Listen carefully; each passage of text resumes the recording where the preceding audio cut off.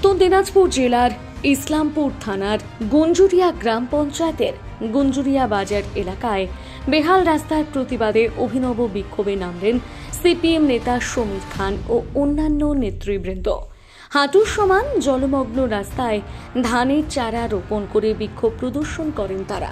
স্থানীয়দের অভিযোগ, মাত্র 3 মাস আগে এই রাস্তাটি নির্মাণ করা হয়েছিল, তবে ঠিক মতন কাজ না হওয়ায় ইতিমধ্যে রাস্তার ঢালাই উঠে গিয়েছে। ফলে সামান্য বৃষ্টিতে রাস্তার জল জমে থাকে, তৈরি হয়েছে একাধিক গর্ত। এই রাস্তা দিয়ে প্রতিদিন পশ্চিমবঙ্গ, বিহার, 2 রাজ্যের মানুষ যাতায়াত করেন, ফলে দুর্ঘটনার আশঙ্কা ক্রমশ বাড়ছে।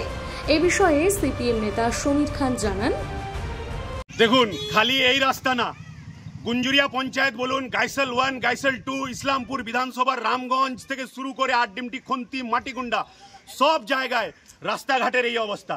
এই রাস্তাটাতে, এই রাস্তার যে ব্যাপার, এটা কিন্তু এই রাস্তার মধ্যে বিহার এবং ওয়েস্ট বেঙ্গল 2টা রাজ্যের মানুষ চলাচল করে। এইদিকে পানাসি, রতনপুর, রতুয়া, বেলপোখর, শীতলপুর, ঠাকুরগঞ্জ হয়ে এটা সোজা বিহারে চলে যায়। আর এদিকে আমাদের পশ্চিমবঙ্গের সব অঞ্চলগুলো। এই রাস্তা দিয়ে প্রায় প্রতিদিন 5 থেকে 10 হাজার মানুষ যাতায়াত করে। এই রাস্তার অবস্থা অনেক দিন ধরে খারাপ।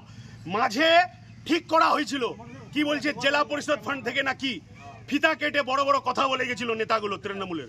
কিন্তু 3 মাস যেতে না যেতেই রাস্তা আবার ওই রকম হয়ে যায়। রাস্তার কাটমানির জন্য রাস্তার এই অবস্থা।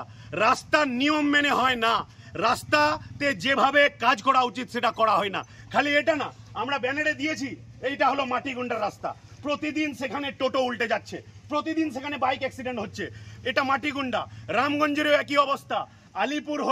আলিপুর থেকে অজাপুকুর হয়ে কালানাগিন পর্যন্ত একই অবস্থা। ওইদিকে দাড়িভিটের রুটের একই অবস্থা। মানে পশ্চিমবঙ্গে যত গ্রামগঞ্জ আছে সব জায়গায় একই অবস্থা। এই সরকার মেলা, খেলা, দুর্গাপূজা কমিটিকে 1,10,000 করে চাঁদা, সরকারি টাকায় 250 কোটি টাকা দিয়ে জগন্নাথ মন্দির তৈরি করতে পারে, কিন্তু এলাকার রাস্তাঘাট নির্মাণের কাছে এদের টাকা নেই। উত্তর দিনাজপুর থেকে বিশেষ প্রতিবেদন, নিউজ টুডে।